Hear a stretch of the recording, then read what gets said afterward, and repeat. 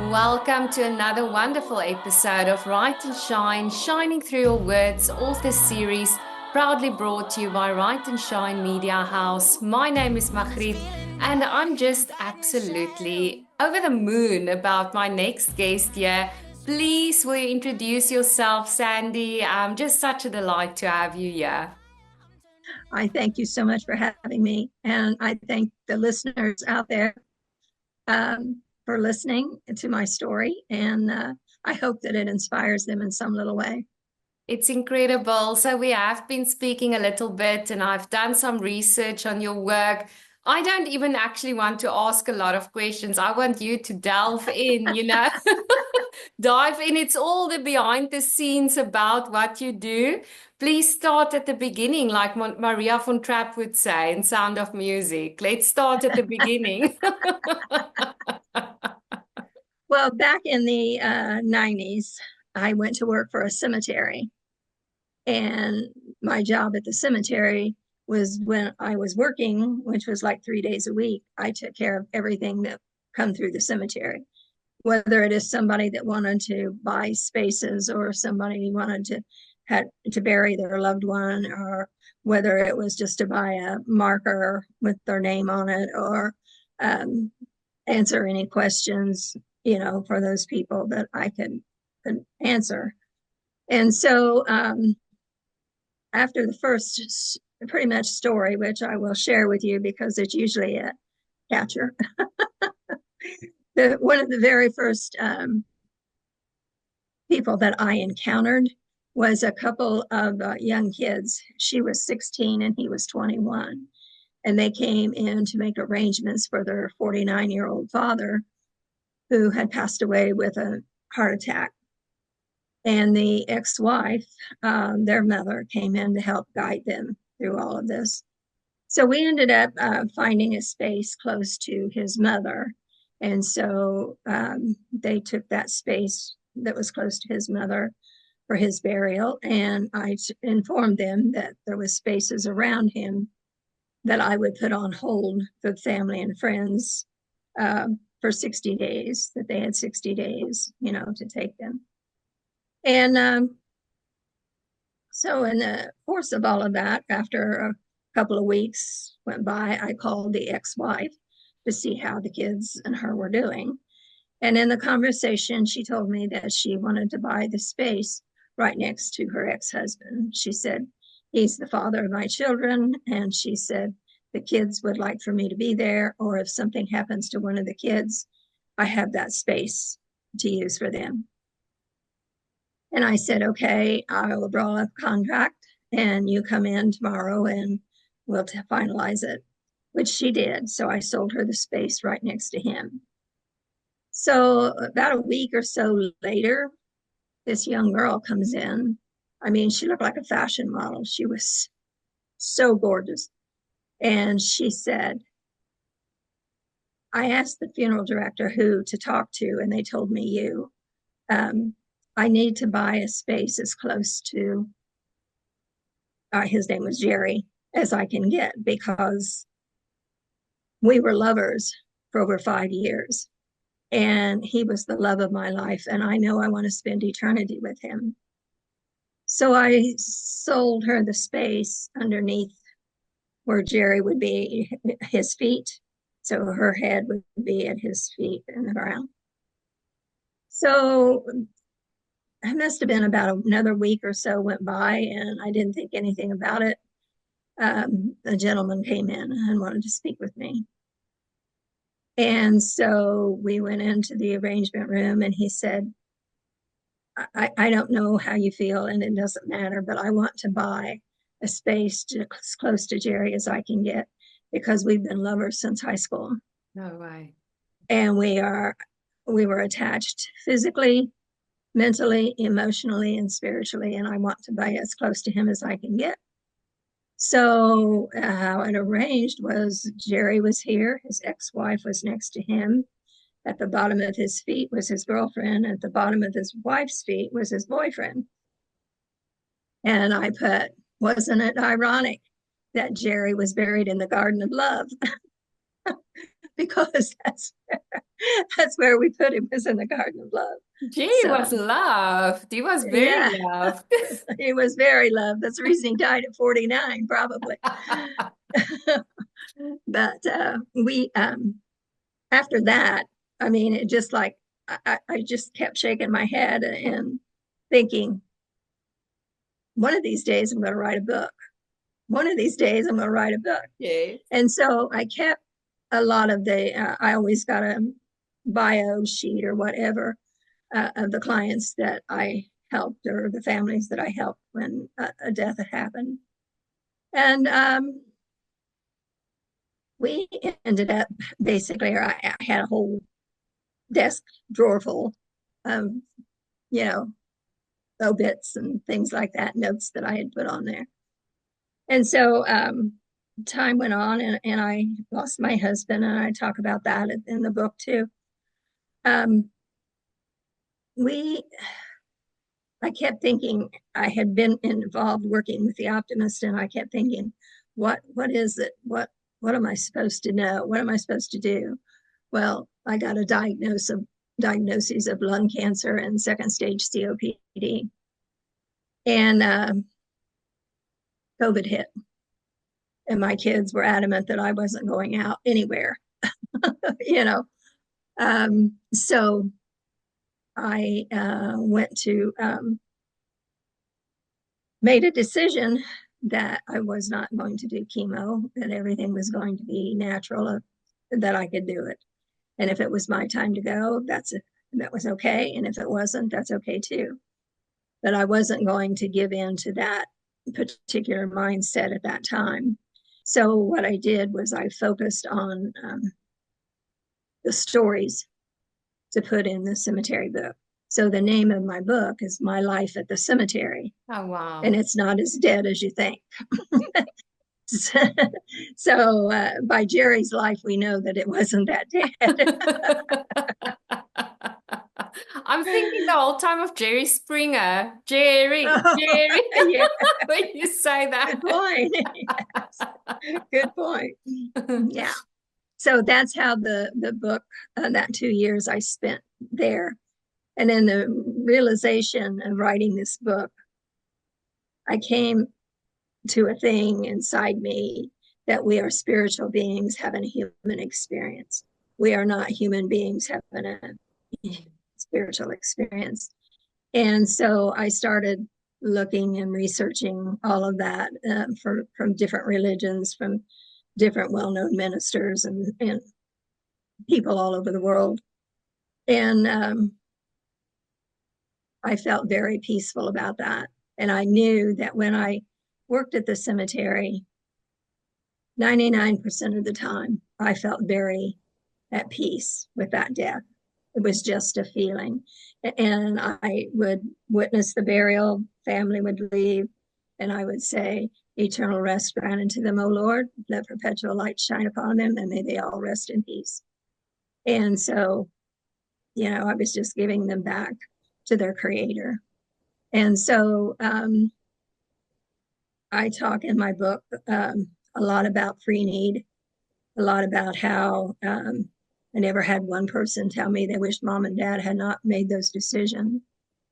But I had plenty of people say, I'm so glad that mom and dad, made these decisions because I had no idea. And I Yes, talk about grief in there, how it is, to me, grief is just as powerful as what a gun is. It just takes a lot longer, yes, and I have 2 or 3 examples of stories in the book.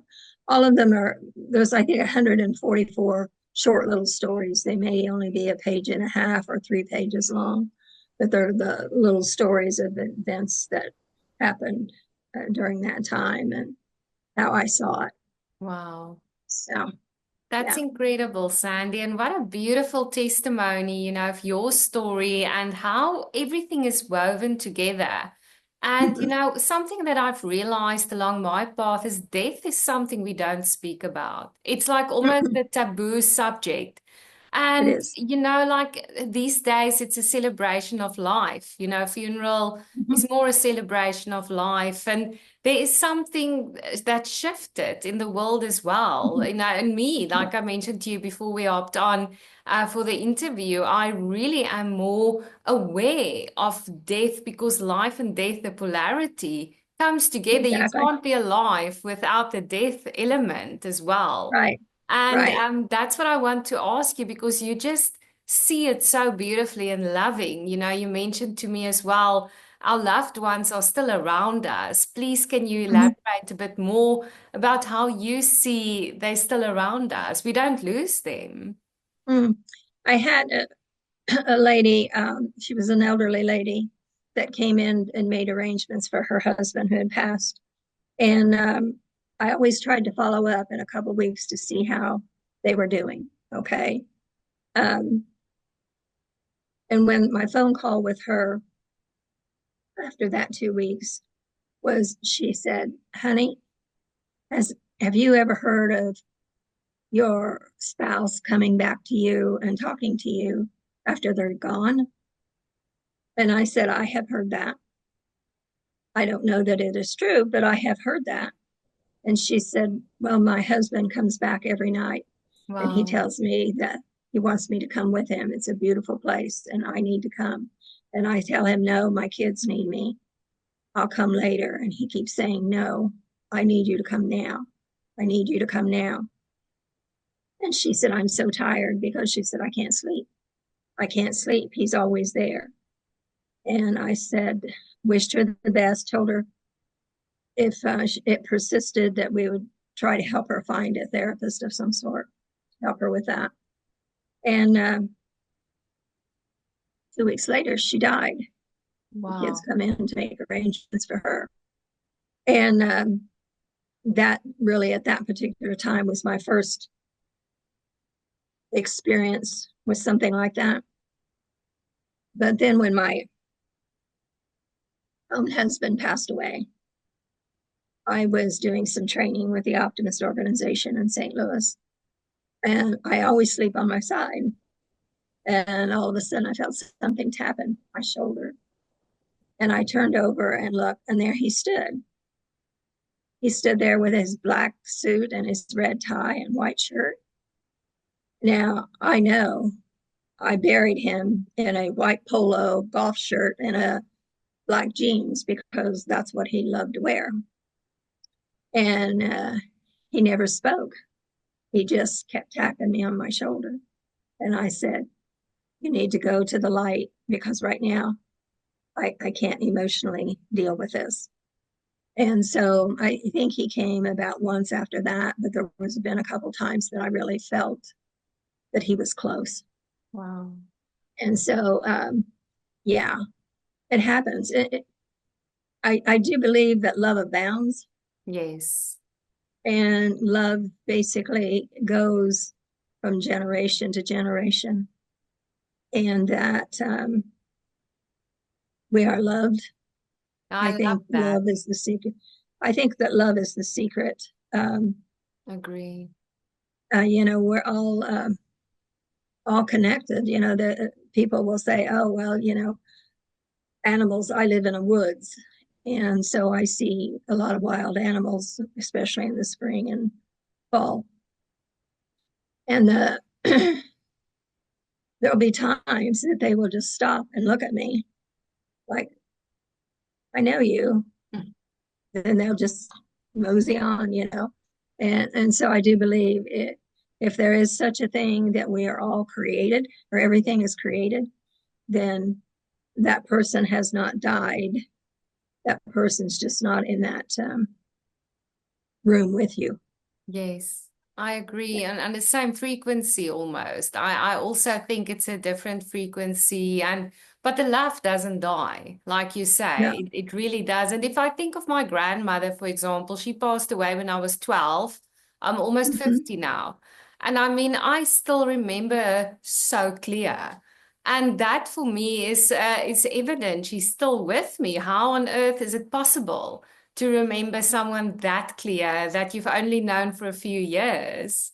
Mhm. Right. It's because the love connects us, I do believe.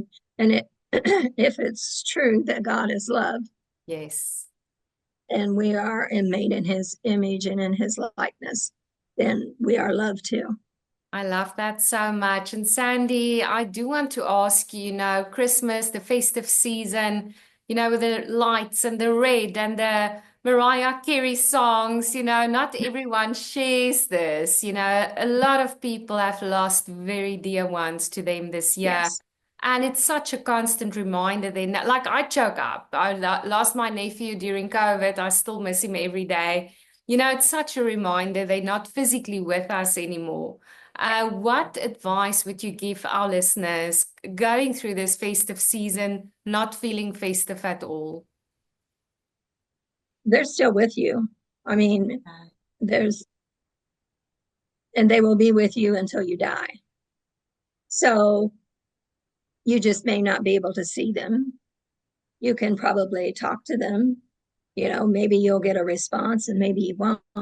Yes. But nevertheless, um, if you are conceived out of love, and that means that the love just keeps going, the love abounds, the love just keeps going in that generation. And if we're all connected, you know, it's just it's just peaceful for me to believe that after what all I saw at the cemetery, Yeah. I there's, like, as I said, there's, I don't know, 80, 90 different stories in the book, but for that whole 12 years that I was there, it was that I felt a peace about it, That's and if I didn't, I mean, I didn't, and I say it in the book, there was countless tears over some of the different things that yes. the lives that people had went through, and I don't know how they managed to get through those lives. Um, but it has to be love. It has to be, I think love and optimism are probably the two key things that I have found. Gratitude. Those three things are the biggest things I have found in my 78 years of walking this earth. That's the key to everything, is Absolutely. optimism, love, and gratitude. No, I love that. And it really is the bottom line. That's what it's all about. Right. No fluff. No That's fluff. that's That it. is just what it is. If you're born in this world, you are experiencing love of some sort, Yes. whether it be your neighbor or whether it be your sister or whether it be your parents or grandparents or, you know, um, a lover, you know, Like Jerry. it's, yeah. Yeah. Like Jerry. Yes. No, it's true. That And was my first encounter. That was my first encounter with anything like that. And I thought, this is going to be a trip. This is going to that be, truly is unforgettable. Stanley, I do want to ask you if we know of anyone going through grief, what advice would you give us, the listeners, to really support someone going through a tough time? if in this day and age, there's a lot of grief groups, basically, and to get involved with them, because, and it's kind of like I told my kids, if something happens to me, I want a party. I I love want a that. party. Mm. And my oldest daughter says, Mom, we're not doing that. We're not going to have a party if you die. And I said, yes, because I may have influenced somebody's life. Maybe it was you. I may have influenced somebody's life that my kids know nothing about that. Yes, Okay. But you might have something to tell them that resonated with you. Okay. That will bring them comfort. I love So it is in the telling of that life story it. Mm. and how you feel, and get those feelings out there. So there's group therapies all over for grief now that they didn't basically years ago. They've just come on board mostly after COVID. But there's a ton of different places, different churches, different religions, and they're all offering grief counseling. But the I love it. number one thing is find somebody that you can share how you feel, Yes. No, because some people are very angry, yes. because it will make you angry. Some people are very just heartbroken that they can't seem to go on. And I talk about in my book, there was a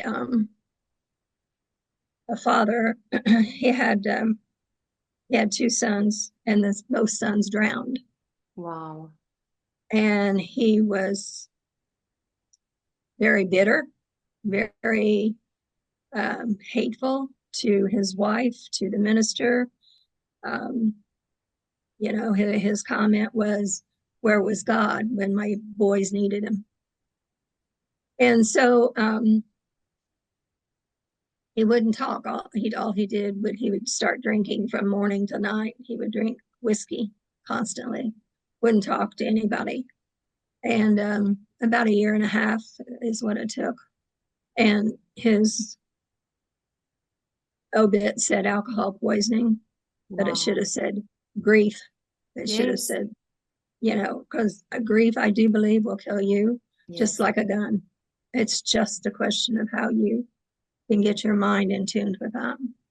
Absolutely. And also, I think, the people around the person who's grieving play such a important part because it's like, in some cultures, it's almost a shame if your husband dies. There's certain stigmas around it, Mhm. which is Right. very, very sad because a It person is. like that, I think just needs a hug or just to be Yeah, seen and exactly. heard, like you said. Yeah. The tears will flow, and the tears need to flow because you're Exactly. hurt. I Yeah. mean, and grief is something that you're not going to get over overnight, and you're not going to get over just going to a meeting. It Yes. is something that you may think, you've done that, you've done your work, everything's fine, and you're going on with your life. And all of a sudden something will happen and you think, oh my. Yes. No, it's true. Christmas It's is true. coming. Yeah, Christmas is coming up. And Yes. a lot of people lost a lot of people, during Christmas with COVID. And so you think about it, and it just brings out the emotions, you Exactly. know, The the empty emotions of chair. loss. Yes. Yeah, yeah, Like the you with emotion. your husband, and it's definitely I've interestingly enough have rituals that I do when I miss my parents both passed away. So I would sometimes throw flowers in the ocean or do something very symbolic. My dad's birthday, I would go and eat ice cream because he enjoyed it so much. So, in a way, I do try to also install things like that because the grief is real. You will always miss those people. It's not like that will go Always. away. No. But I do believe that they're always around you in I love some that. little way. They're there, you Yes, know. And agree. I don't know. I can't prove it, and I haven't been to school for it, but I know it just as well as I'm sitting here talking to you. So I love that so much. Sandy, how can we buy your book? Where can we find it? it's on Amazon. It is on Amazon, and then the title is "My Life at the Cemetery." It's not as dead as you think, and it's my spiritual journey through life and death, basically. I love So that. That sounds like a very good read during December. And I love your tagline. I giggle every time that you say it. It's well, very good. it definitely the title. I when I had come back in from the last episode with Jerry's friend, um, I I said I'm going to write a book. I'm going to write a book, and it should be titled "Days of Our Lives at the Cemetery." Yeah, I love So it. yeah, but there was stories. I mean, it isn't all doom and gloom. There's Yes. a lot of funny things in there.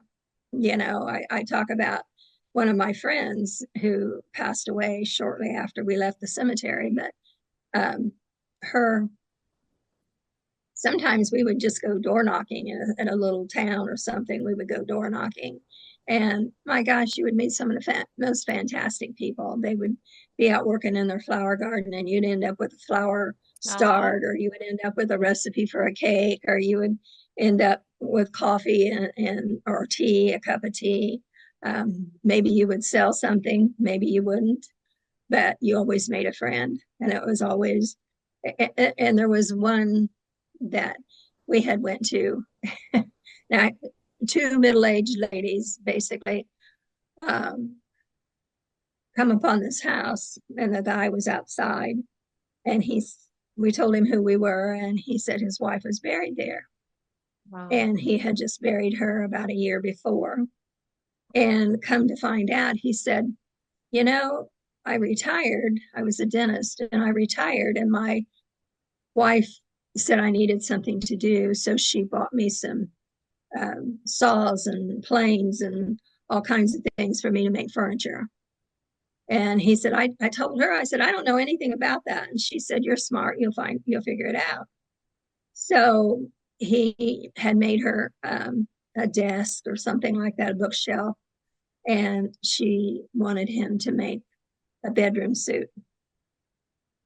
And she wanted it cherry. And then they found out that she had cancer. So he got the bed done and one of the dressers done before she passed. And here my friend and I were, and he said, would you ladies like to see my bedroom suit? And I looked over at her and she looked at me, and I said, sure. So up the stairs we go to see this guy's bedroom suit that he had created for his wife. And it was a beautiful black cherry with a heart kind of carved in the headboard or whatever. Beautiful, beautiful thing that he had done. And I thought, I told her, I said, you know, the perks of this job was to encounter somebody and hear the best love story ever, because he Oh, talked about her dying, and he would, when she got so bad he couldn't do work on his project, he had to stay with her 24/7. So I said, what the best love story I've ever heard in my life. And that bedroom suit beautiful. proved it. Yeah. That is so beautiful. Sandy, thank you so, so much for sharing. And I do hope you'll be back for another episode, as I do think it's more than one episode. There's so much to unpack here. And if anyone wants to reach out to you, how can they contact you after this episode? Basically, I'm on Facebook. Okay. And I have a website, and it's called My Life at the Cemetery. It's not as dead as you think. And you can reach my book at as Amazon, or you can reach it through books, Barnes and Noble, thrift books. I mean, it's all out there. You just got to search for it, I guess, is what I wanted to say. But yeah, it's Amazing. out We'll there. also be sharing the links. And just thank you so much for joining me today. Thank you for having me, and thank you for all you're doing, because this is a great thing for people. Oh, thank you. And I hope you'll be joining us again soon. I may come back just to talk about Optimist. Yay, please do that. Please do that. Thank Yeah, you again, Sandy. And for all of you thank you. tuning in today, may this be an incredible and gentle reminder that, if you lost someone this year or even earlier in your life, that the love is still there, that never dies. And we just honor people like Sandy, her story, and for sharing it with us as that beautiful reminder as we have entered the festive season, celebrate each other, celebrate lives, but also those who have passed, celebrate them still in how we honor them because they're still here. They're still here. I They're really still, believe that. yes, Thank I you for believe that they're here. Yes, definitely. Thank you again for thank, tuning in. Keep on writing, keep on shining, and keep on loving each other. thank you much. Just watch me shine.